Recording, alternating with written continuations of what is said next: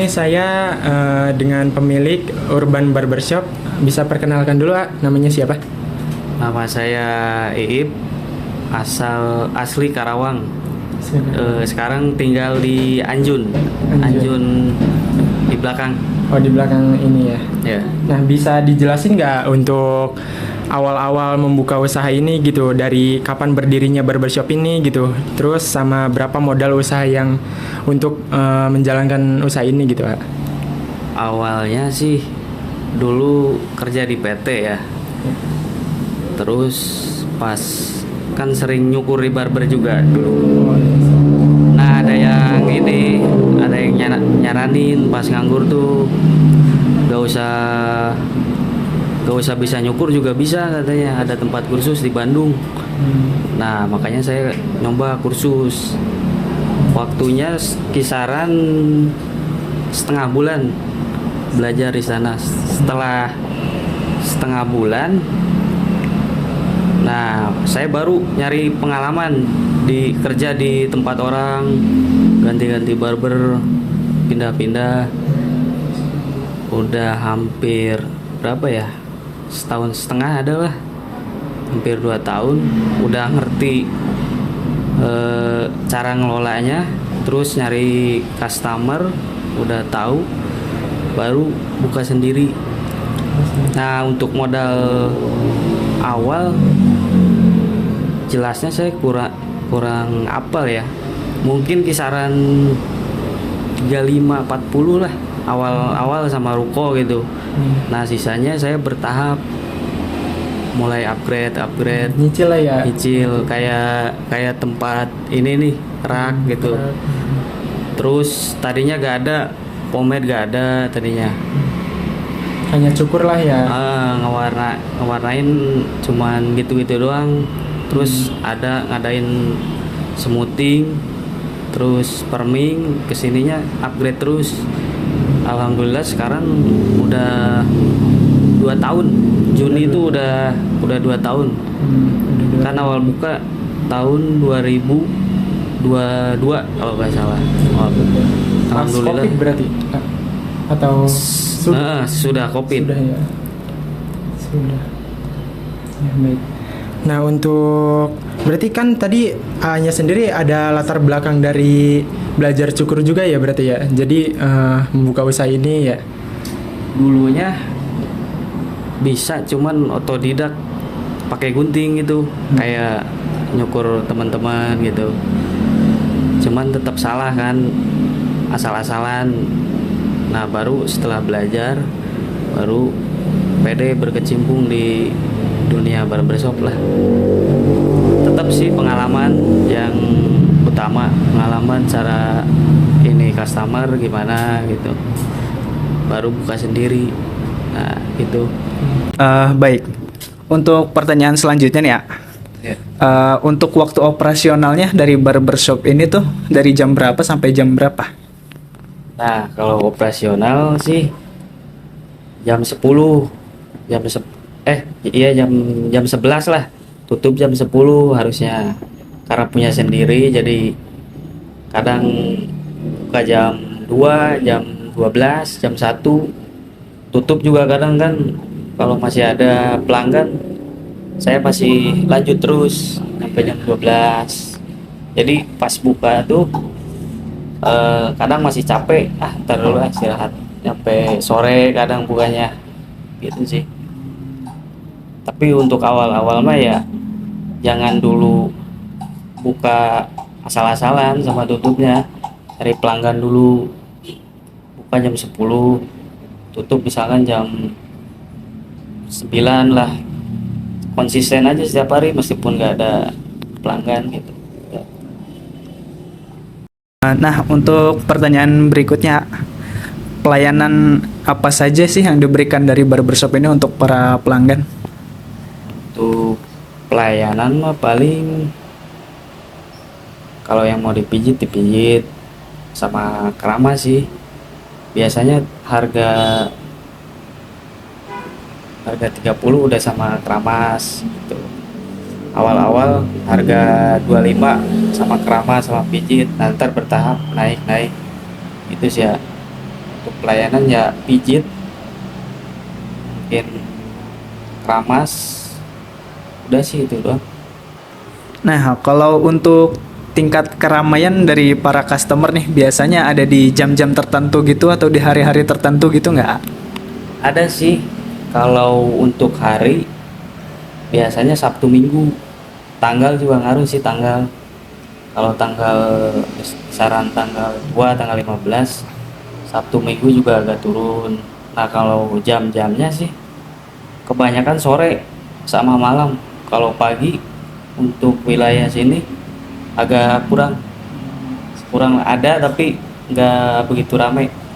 Biasanya mau maghrib sama habis maghrib, disitulah ramainya. Oh iya Mas, saya ingin bertanya lagi. Di barbershop ini ada gak sih potongan yang best seller? Nah kalau untuk potongan yang best seller sih biasanya musiman sih, kadang ramainya misalkan persped lagi ramai sekarang, nah persped terus kebanyakan. Kalau lagi ramai tublok misalkan, banyaknya tublok. Tapi kebanyakan sih pengalaman saya yang nggak ngerti model ya apiin aja mas. Saya pikir undercut paling, itu doang sih paling. Lalu bagaimana sih cara mengatasi pesaing agar tetap banyak customernya?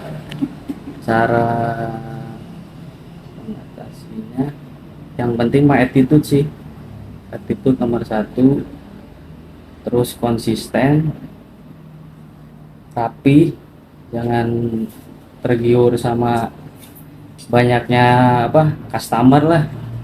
Yang penting customer yang kita pegang ini puas gitu, biarin yang nunggu, mau nunggu silakan, nggak apa-apa. Kuncinya ya itu konsisten, kalau rapi terus.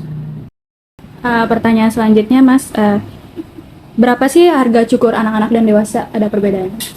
Kalau dulu sih ada, tapi sekarang udah disamain sih. Soalnya kadang lebih susah anak-anak, susahnya nggak mau diam kan kalau anak-anak. Jadi kadang rugi kalau kita dibedain, udah mah lebih susah anak-anak nyukurnya, terus harganya lebih murah lagi. Jadi sekarang mah ya mau nggak mau harganya disamain. Tapi biasanya customernya lebih banyak anak-anak apa orang dewasa? Kalau di sini dewasa sih kebanyakan, jarang anak-anak. Nah, kalau buat cara memasarkannya gimana? Promosinya di Instagram apa? Nah kalau promosi saya fokus di Instagram, tapi sekarang kadang di TikTok, di Facebook, sisanya ya udah mulut ke mulut paling gitu. Kalau misalnya ruko ini nih, Mas, ngekos apa punya sendiri? Kalau ruko sih ngekos per tahunnya 15 jutaan per tahunnya. Selain pangkas rambut, apa ada produk yang dijual seperti pomade atau vitamin? Tentunya ada ya, kalau sekarang kayak hair tonic, pomade, terus sama powder, paling 3 itu sih, yang sisir sama pewarna rambut yang hitam, itu doang sih. Untuk selanjutnya, dalam sehari kira-kira ada berapa customer yang biasa datang? Nah kalau itu gak nentu sih, kadang kalau rame banget, kalau sepi kadang. Cuman kalau di rata-ratain ya Iya. kisaran 7 lah, 7, 6, 7 lah kalau rata gitu. Kalau dihitungnya rata kan perharinya nggak nentu, kadang 5, kadang besoknya 10 gitu. Itu biasanya di hari biasa atau hari weekend? Hari biasa paling 5, 6. Kalau weekend biasanya di atas 8, 10, kadang 15, paling banyak 15 lah kalau weekend. Oh iya. Pertanyaan selanjutnya, kalau boleh tahu berapa sih omset untuk mendirikan barber ini? Kemarin omset Iya, omset. omset penghasilan berarti. Iya. Untuk omset sih terakhir saya hitung kisaran 5 juta 6 jutaan lah. Kan sekarang saya nggak saya data nih Iya. dari tahun kemarin, tapi kalau di perkiraan 6 jutaan lah. 6, kalau ramai banget ya bisa nyampe 7 juta, itu omset kotornya segitu. Lumayan ya. Kalau ini kan biasanya kan di bulan Ramadan kan biasanya banyak nih potong rambut. Itu biasanya melebihi dari sebelumnya atau gimana? Pastinya melebihi sih. Kalau semua barber pasti jauh lah. Biasanya sehari 6 tadi kan, 7. Ini paling dikit biasanya mendekati lebaran tuh 10 tuh paling dikit. 12, kadang 16, ya segitulah. Lumayan ya. Ya. Pertanyaan terakhir, apakah ada saran atau kesan bagi orang-orang yang ingin membuka UMKM barber ini, mungkin yang lebih ke pemula gitu? Saran saya sih jangan langsung buka sendiri ya. Kalau bisa belajar dulu, kursus dulu. Ntar pas kursus juga diajarin nih cara ngelola barber gimana, cara menarik pelanggan gimana. Nah kalau udah bisa, lebih baik kerja dulu di orang, nyari pengalaman biar tahu nih omsetnya berapa, penghasilannya berapa, terus cara ngelolanya gimana. Banyak-banyaknya lah cari pengalaman. Setelah udah dapet nih ilmunya, baru buka sendiri. Kita kan jadi tahu nih kalau tahun pertama sepi, jadi kita udah tahu nih, udah ada caranya, udah tahu cara backupnya gitu kan. Awal-awal buka pasti sepi ya, udah langsung rame. Nah biasanya yang gagal itu baru belajar udah pengen langsung buka, ada kebanyakan kayak gitu. Kalau bisa cari dulu pengalaman yang banyak biar tahu cara cari customer, ngelolanya gimana, terus cari tempatnya gimana yang bagus, yang strategis, cara promonya gimana. Ya gitu aja sih dari saya paling. Oh iya, baik. Oke. Terima kasih atas waktu yang diberikan pada hari ini. Saya berharap usaha yang Bapak jalankan semakin bagus di masa yang akan datang. Amin. Sekian, terima kasih dari saya. Ya, sama-sama. Hope they won't shoot me down soon.